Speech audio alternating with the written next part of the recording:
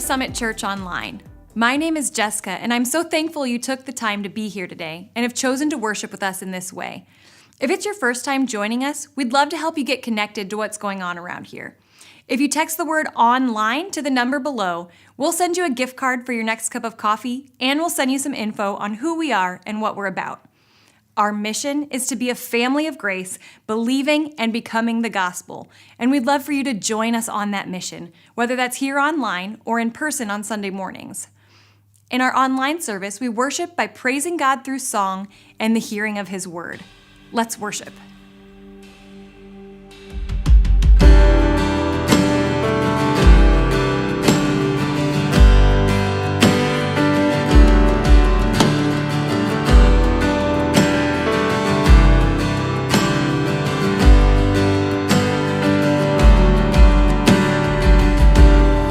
God of Abraham, you're the God of covenant, of faithful promises.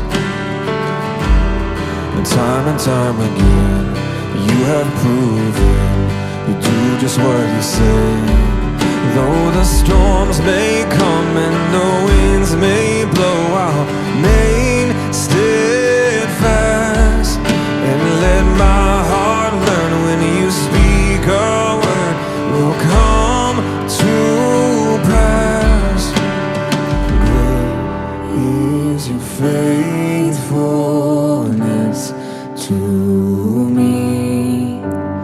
Great is your faithfulness to me. From the rising sun to the setting same, I will praise your name.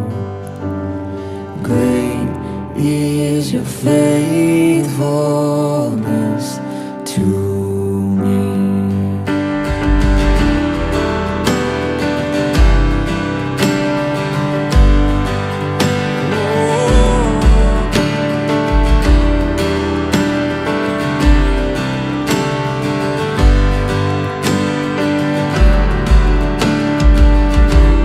And God from age to age, though the earth may pass away, your word remains the same, yeah. Your history can prove there's nothing you can't do. You're faithful and true.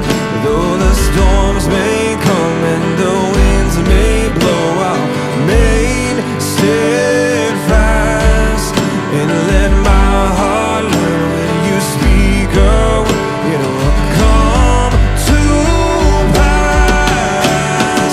Great is your faithfulness to me. Oh, great is your faithfulness to me. From the rising sun to the setting same, we'll praise your name. Great is your faithfulness to me.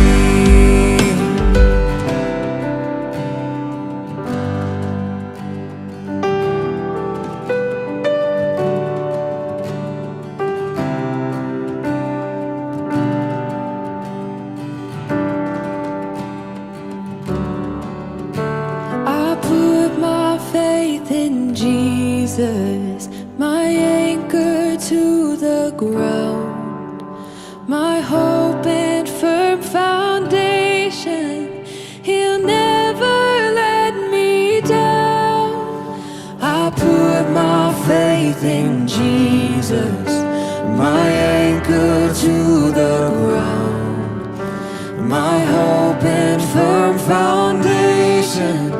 He'll never let me down.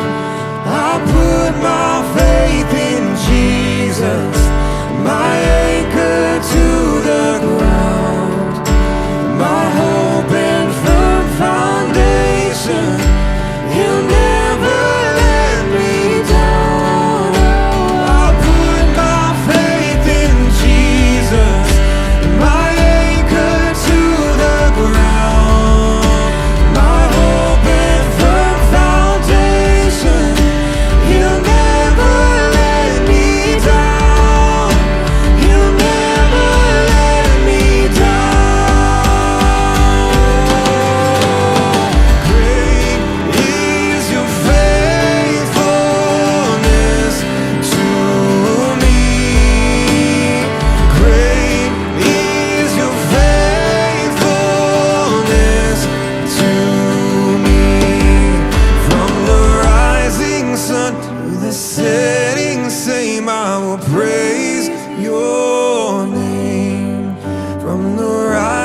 rising sun to the setting same, I will praise your name. Great is your faithfulness to me.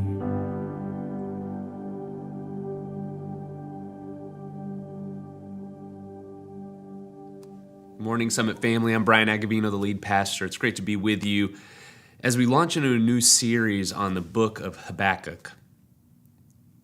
What do you wrestle with God about? You know, when I was growing up, there was this cartoon TV show that I watched on Saturday mornings. I can still remember it, just on for a year. It was called, I had to look it up though, Hulk Hogan's Rockin' Wrestling.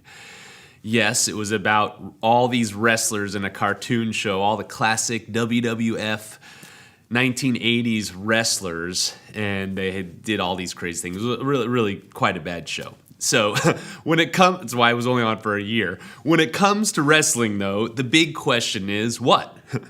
Is it real, right? Is wrestling even a real thing? Well, I start on a little bit of a lighthearted note today. In some ways, because over the next 4 weeks, as we dig into the book of Habakkuk, we're going to find and hear from a prophet who wrestles with God. And nothing about his wrestling with God is fake. It's incredibly sincere, incredibly real, and incredibly hard. You see, Habakkuk is going to go on a journey from sorrow to silence to song. And the problem is, I think for many of us, when it comes to the struggles in this life, we skip the first two. And because of that, it actually limits and hinders, if you will, our trust in God. Do you think it's okay to wrestle with God? Do you know how to wrestle with God? Personally, I've been asking God to really grow me here, just if I can open up to you guys a little bit. You know, for much of my life, I've struggled to really engage with anybody, for that matter, on hard or difficult emotions. You know, I consider myself a pretty happy person, and frankly, I like people to view me that way. I like being that person, and so I avoid hard and difficult emotions and experiences. Maybe some of you are like me.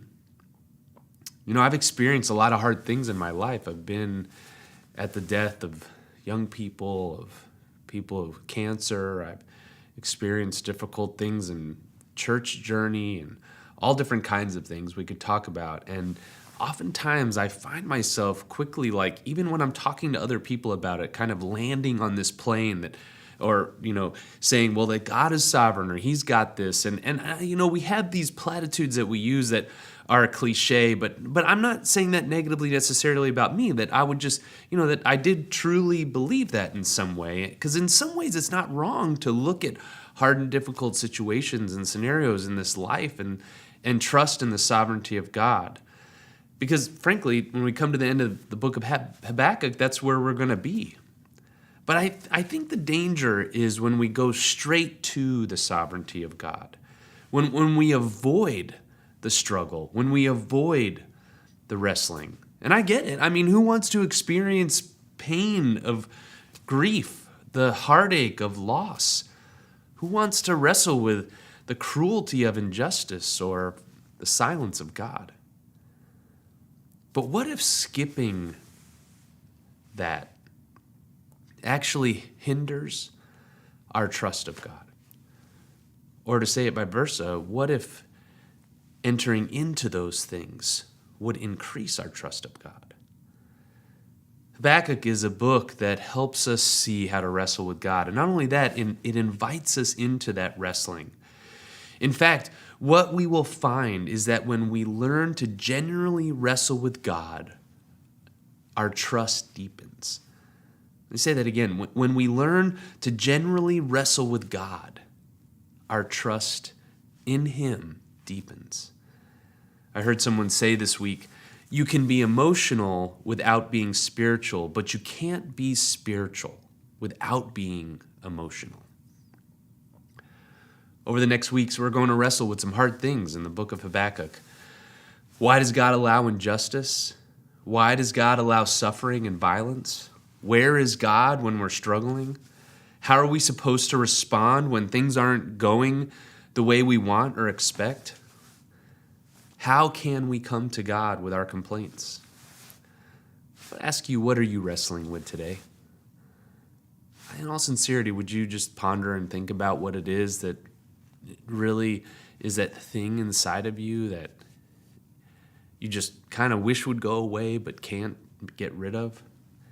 Maybe you're wrestling with the brokenness of this world right now and the violence that it's existing and the fears that are being created about what's going on in Russia and Ukraine and all around the world. Maybe you're wondering about the absence of God, the apparent absence of God, and that maybe it's a little more close to home. Maybe you're wrestling with a suffering you're facing because of the sin of somebody else. Are you wrestling with something that happened in your past that you were wrongly accused or mistreated or cheated? I want us to come to God this week. It's really my hope and prayer to bring our struggles and our complaints. And today, as we look at Habakkuk chapter 1, my proposition for us, church, is this: that genuine trust is displayed and develops in wrestling complaints. Genuine trust is displayed and develops in wrestling complaints. So what we're going to look at today as we look at Habakkuk chapter 1 is we're going to look at the path of the conversation and the anatomy of complaining. The path of the conversation and the anatomy of complaining. So let's dig into chapter 1 here. The path of the conversation. We'll see that really there are 3 parts to this chapter, and we'll see it continues on next week. But first we see Habakkuk's intense and aggressive complaining to God. In verses 2 through 4, Habakkuk starts by asking some really hard things about what's happening in Israel. So Israel at this point had been broken into 2 kingdoms. There was a northern kingdom and the southern kingdom, and the southern kingdom was Judah. That's where Habakkuk is living and preaching, probably around 600 BC. And it's before the Babylonian captivity, which is actually what he's going to be talking about and prophesying about. And he is horrified with what is happening in Judah. And, he basically calls out here what's happening. He uses some hard words. He says there's destruction and violence, strife and contention. There's basically moral corruption inside and injustice inside Judah. And so in verse 4, he says, "So the law is paralyzed and justice never goes forth. For the wicked surround the righteous, so justice goes forth perverted." The law is paralyzed and not being obeyed. And he's looking at God's people and he just sees evil. And what Habakkuk's prayer is he's saying, God, where are you? What are you doing? I'm crying out to you and you're not responding. How in the world are you tolerating what's happening here?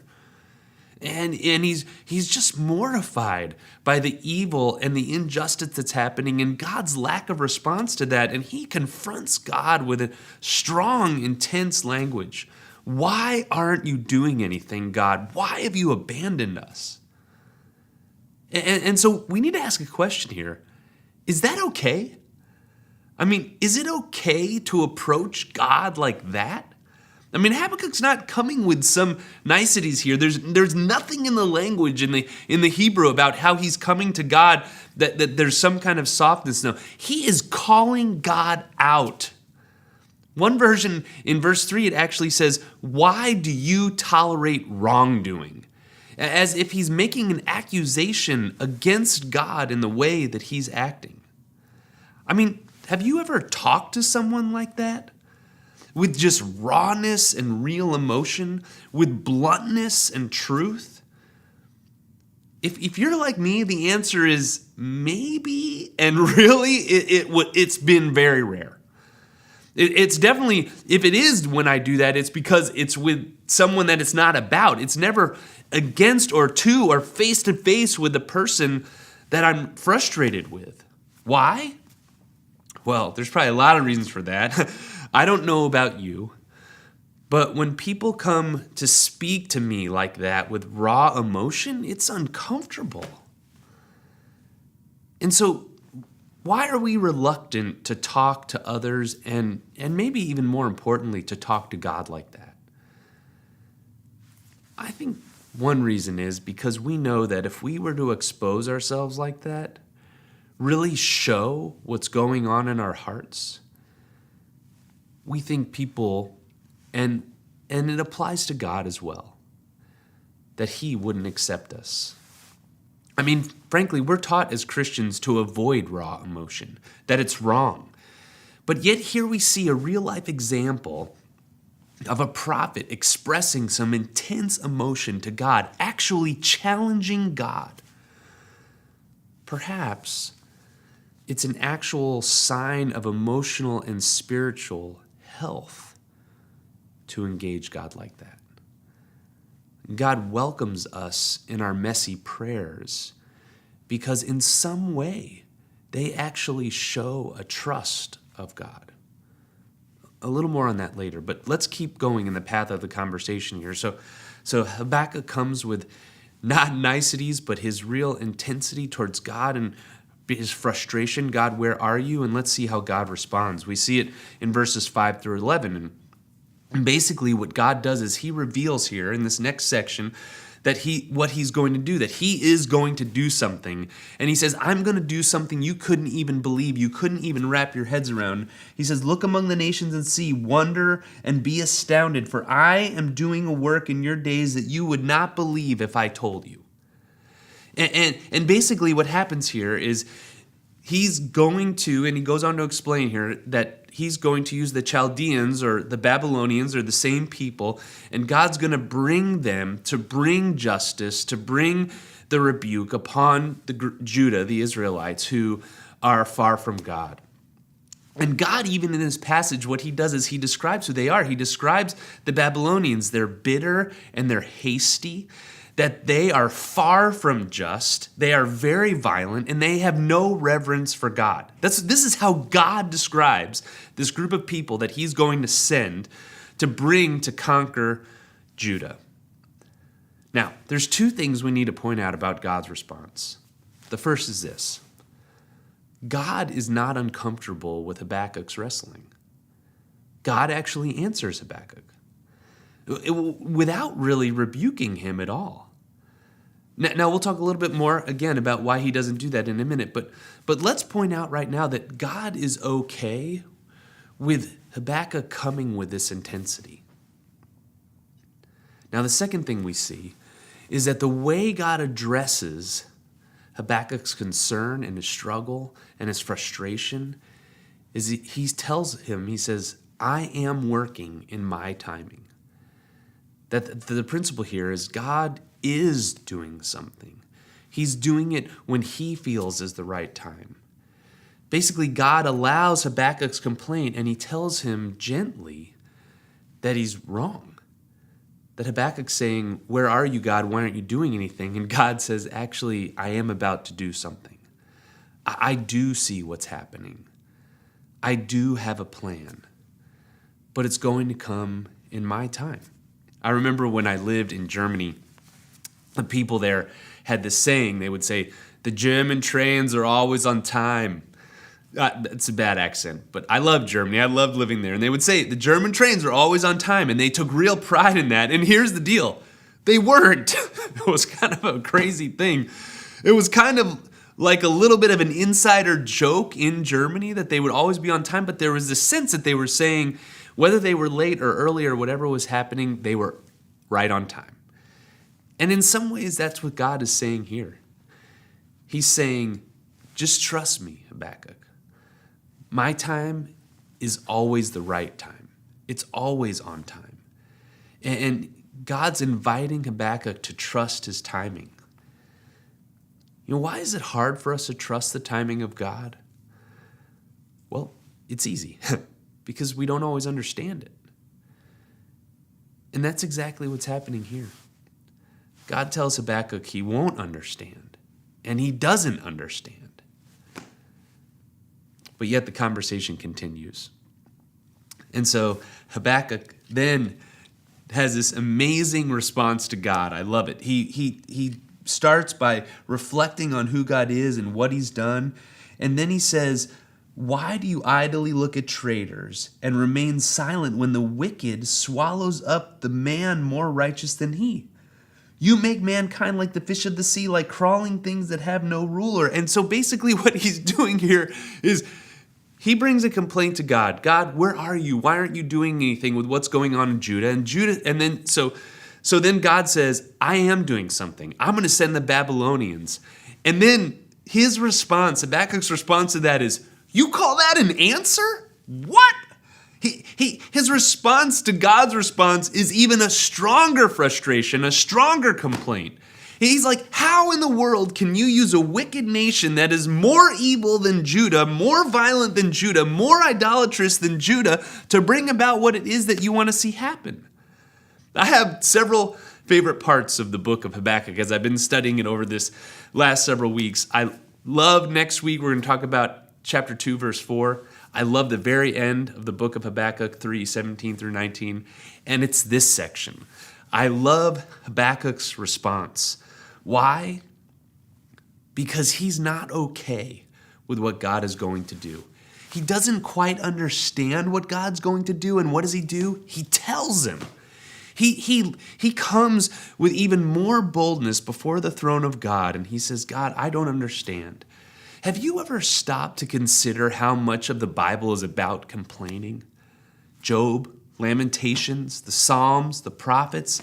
There's so much in the Bible where people are expressing their true and honest emotion to God and the struggles they're experiencing in this broken world. And even after he hears what God is about to do, he says, I'm not okay with that. It's not okay. And here we see his frustration. And he expresses that to God. I don't know about you, but as a Christian, emotions like that, I mean, I don't even have a concept for how to understand those. I mean, maybe you could have said to me, yes, bring your complaints to God, and then when God responds, your response to that should be, okay, whatever you say. But here we see this incredibly powerful and beautiful picture of someone who's really entering into and processing their struggles with God. In Christianity, we created a culture where we say, okay, maybe it's okay to tell God what you think, but then you have to put on a happy face. We might say it's okay to be real with God, but make sure you move on quickly. We don't know how to wrestle with God, and so we just avoid it. Kurt Thompson, in a really interesting book called The Anatomy of the Soul, he wrote, remember that emotion is not a debatable phenomenon. It is an authentic reflection of our subjective experience, one that is best served by attending to it. Hiding and running from our emotions doesn't help us draw nearer to God.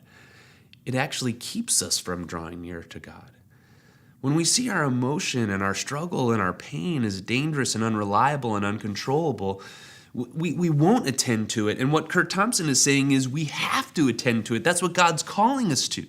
And later on, he actually says that when we do, that is when transformation actually will happen in our lives.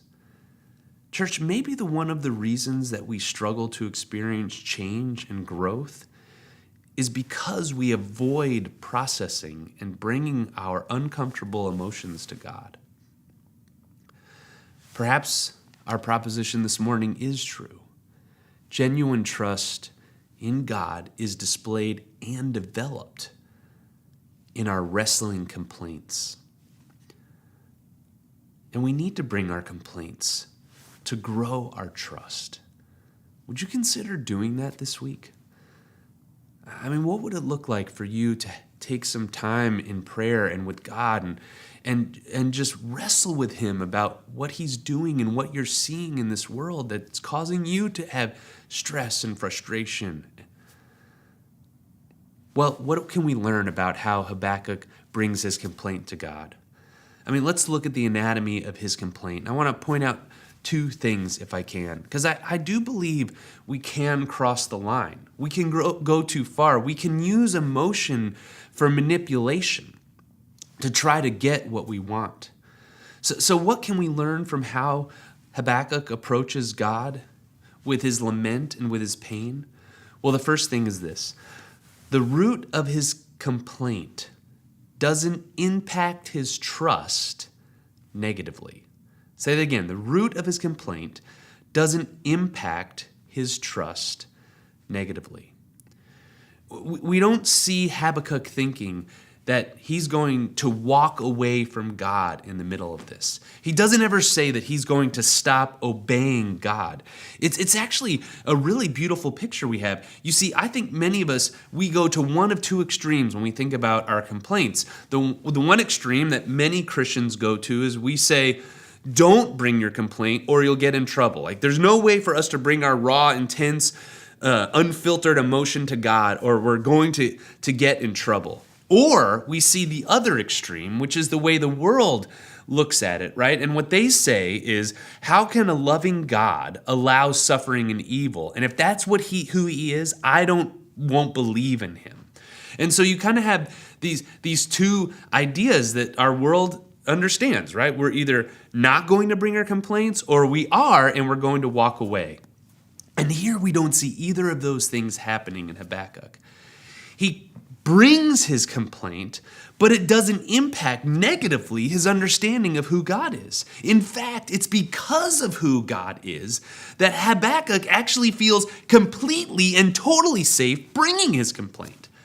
Habakkuk's experience and knowledge of God doesn't stop him from being expressive. It makes him more expressive. We see in verse 12 and 13, you see Habakkuk refer to God. He says, "Are you not from everlasting?" And he says, "O Lord, you have ordained them as judgment. You, O rock, have established them for reproof." And you see him calling out these specific concepts and understandings, his own experience of who God is, that he's everlasting, the Holy One, the Sovereign One, the rock. And what makes him able to say those things is you see it, and we should not miss it, that very early on in verse 12, he says, "O Lord, my God, my Holy One." That there's this deep personal encounter of who God is that enables him, therefore, to bring to God his struggles without a fear of walking. He knows God is who he says he is. He believes that wholeheartedly. He wants to trust that even more, so he's bringing his complaints to him. Derek Kidner, a writer and a theologian, he wrote of bringing our emotions and messy prayers to God. And he said that God says this, "I've remained their God not because they put on a happy face, because they don't. Not because they have perfect emotional self-control, because they don't. Not because they're doing everything just right, because they're not. I remain their God because of my grace, because my relationship to them is not based on their performance. It's because of my unconditional, covenantal, committed love." And Habakkuk knows that, and that's why he comes to God with rawness and realness in his complaints, because he wants to grow in his trust, and he knows that bringing his inability to understand and know what God is doing is going to help him grow in his trust. So again, I would ask you this week, will you come to God? Would you just maybe journal or consider having a few moments with God tomorrow morning when you wake up and come to him with a realness, acknowledging who he is like Habakkuk does. God, you are holy, you are righteous, you are safe, you are trustworthy. And so I bring these things that I don't understand. Habakkuk knows that, and that's why he comes to God. One more thing that we see in the anatomy of Habakkuk's complaint, and it's this. The path from sorrow to silence to song is a process. I just want to point out one more time that Habakkuk complains twice. And so it happens over time.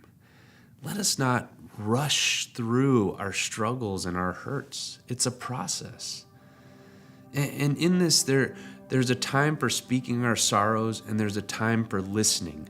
And we need time for both of those things. How long? I don't know. But sometime. We need time for both of those things to happen before we're going to get to the place where we see Habakkuk get to song. And next week we'll see another response to God, from God to Habakkuk. But notice how Habakkuk lands by saying and having the humility to say to God, I trust you, and so thank you for letting me say how I feel, and now I'll listen. Because listening to God is a form of trust. He says in chapter 2, verse 1, I will take my stand at my watchpost and station myself on the tower and look out to see what he will say to me and what I will answer concerning my complaint. That he just wants to hear from God now, and he takes time to wait for him to listen.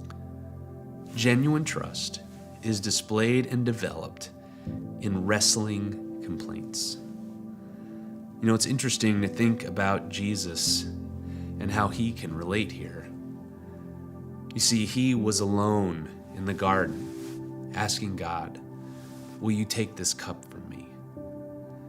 And Jesus went through the sorrow and the silence because he knew that in this life, we would need someone who could handle the weight and the intensity and the hardness of our emotion.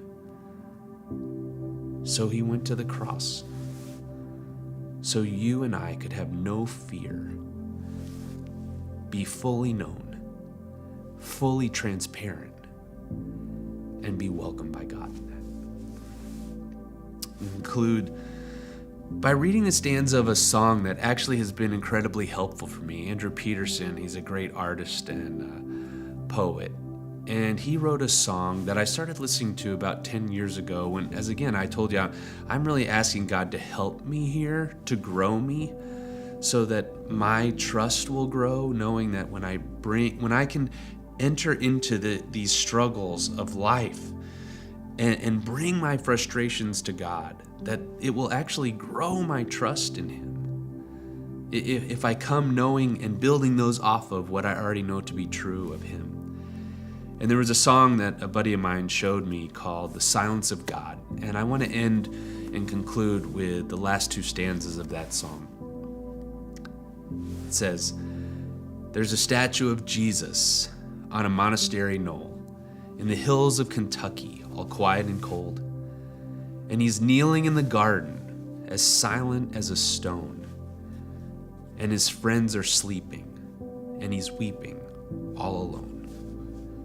And the man of sorrows, he never forgot what sorrow is carried by the hearts that he bought. So when the questions dissolve into the silence of God, the aching remains, but the breaking does not. Yes, the aching may remain, but the breaking does not in the holy, lonesome echo of the silence of God. Awesome God, this world is a broken and hard place. Might we be a people who don't hide from that, but actually bring our pains and our heartaches to you. And as we do, may what happened to Habakkuk happen to us as well. And may our trust and experience of you deepen until you make all things right one day. Thank you for Jesus and his wrestling in the garden that allows us to wrestle in freedom with you. In Jesus' name we pray. Amen. Thanks for taking time out of your day to be with us online. We know life gets hectic and busy, and we're so happy you were able to join us. I also want to invite you to our in-person services at 10 a.m. on Sunday mornings, where we engage together as a family to worship and live out our mission of believing and becoming the gospel. I hope that you were blessed today by God's word and that you were able to engage with him in worship. Thank you again for joining us today, and we look forward to connecting with you soon.